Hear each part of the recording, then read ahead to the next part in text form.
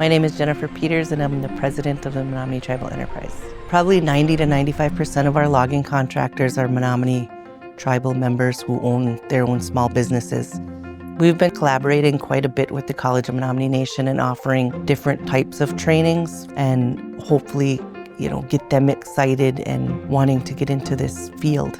We do a lot of work with the university in Stevens Point, particularly Dr. Fowler. He is helping us with a feasibility study for our pulpwood, specifically looking into biochar, wood pellets, and a wood-fired energy plant. So currently we have pulpwood that we normally take to our pulp mills. Some of those pulp mills are shutting down. We need to come up with innovative ideas of how do we use that waste wood. I think one of the biggest projects we're looking at right now is a wood-fired energy plant, which would be used from our pulpwood wood waste, supplying energy to the community. The building itself, our MTE, the mill itself, established in 1908. We go with the Chief Oshkosh saying, start from the rising sun and work towards the setting sun, only take the dead, the down, and the sick trees. And once you've reached end of the reservation, turn around and work your way back and you'll have wood forever. So we understand that, we go with that philosophy. We always look as the resource being our top priority, our people being the second, and the profitability being the third. Whereas in the other industries, everybody's the profitability and then their resources always last. The Europeans thought it was endless. We could cut it forever and it'll never go away. The Native Americans understanding what it takes to grow it, we said, no, we have to limit it. You have to take portions of it, but save some for the future. We've got a 230,000 acres reservation, which is our home, our emerald gem as we call it. And 200,000 of that is dense northern hardwood mix between our pines, oaks, hard maples, elms. Now that we are doing this for 150 years, going over the third time that we're cutting this entire reservation, there is no virgin forest on the reservation. We've cut this over 3 times, going on our 4th time. Most of our forest is regenerated on its own. Mother Nature, and I said, she's there, she puts everything there for us, nurtures it, and brings everybody up. We collect sap from it, we collect firewood from it, we get timber from it. Somebody did all this work to give it to me. Now it's my job to do all my efforts to give to somebody in the future. Somebody asked me, what would you say to the people before me? I always say match waiwanan, which means very thankful because they gave me this. It is my job to pass it on to the next generation as good as I had it, if not better. Everybody's got to look at this as it's their responsibility. World, not just our reservation, but the world itself. We should be taking care of what we have. We don't have no other place to go, so why are we destroying what we have?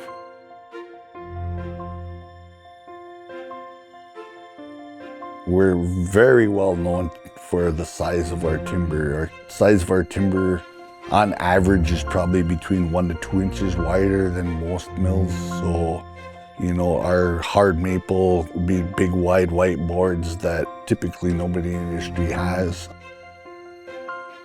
When people see our quality and see our type, they have questions if they don't know who we are. Where are you able to get still that material that we haven't seen for years? Every one of our trees that are out there are also part of our ancestors and part of our history, because like I said, we return our people to the ground and the ground returns all the nutrients back to the trees. The bucks, we have quite a few of the UW systems too, utilize our wood, and we're named in the UW system for replacement of the hardwood floors. Made us feel good knowing that our product, is well received all the way around. The reservation itself is over 230,000 acres. We have about 200,000 of forested acres.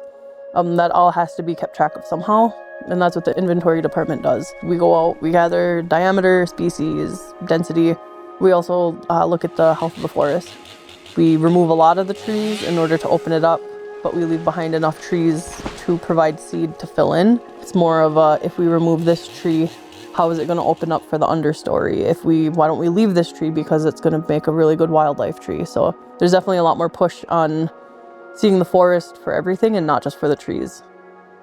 Clear cut, which it does have bad connotations associated with it. I do want to clear the air that clear cuts aren't inherently bad as long as you use them correctly.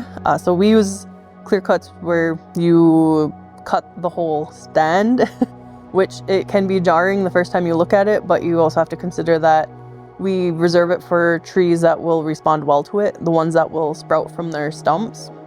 So when it comes back, yeah, it looks rough after the first year because you removed all the trees, but within a couple of years, those trees sprout back because they already have that root system in place. So then they come in really thick. They're young and they're small, but they come in really thick, and that's actually really good habitat for like rabbits and other animals. And then also bird species, a lot of them are edge species. One of the struggles with completely no management is especially like what if invasives start to become involved. If there's invasive plants there and you're not making an effort to remove them, that could be an issue. As far as the trees go, they could just get too dense in there. And then they start kind of fighting each other for resources. And then these trees become more stressed. Yeah, it's nice to have these areas that are untouched by humans, but at the same time, I mean, we've always interacted with nature, so why stop now? So this one it's a pine plantation. It's under 65 years old. What we do here is once it's logged, our guys will come in and we'll go ahead and treat it, basically reducing the hazard fuels in here in the event there's a fire. Slash is what's going to be left behind after the logging. So the tops, the branches, anything that's not removed with logging, which is what you're seeing mulched up on the ground. We're treating everything and we're leaving all the stuff on the ground to break down for the soils. What we had in here, you're looking at slash probably anywhere from 3 to 5 feet high in areas, which in turn with wind and drying could give us flame lengths of 10 to 12 feet high or higher depending on the wind, which then causes the potential for it to get up into the crowns and giving us a crown fire that would basically wipe the stand out. By reducing it and getting everything more on the ground, if there were to be a fire here, it would be a low intensity surface fire. We're keeping the vegetation down, opening up the soil for the seed fall to naturally regenerate, and then keeping the competing hardwoods that come up. Otherwise, we're going to have the hardwoods coming in. The pine isn't going to regenerate as good as it would with being open. So it's all burned in a controlled environment with the favorable wind conditions, allowing us to get it black until the New Year's growth comes in and turns it green. We're learning fire again. Fire was not here for a long time. Our ancestors burned, whether it was for war or prepping sites for berries, or travel, or clearing sites for homesteads. The forestry program and the fields program that we have now is we're relearning fire and the benefits of what we can provide for our forest through fire. But at the end of the day, there's a lot of reward too after you come back and you see the work that you do, taking care of the land, making sure we have a healthy forest, making sure that our kids growing up have the forest for hunting, berry picking, whatever it might be. This land here is our people's land. Preserving it, that's the goal. The following organizations have provided funding for this Into the Outdoors television series.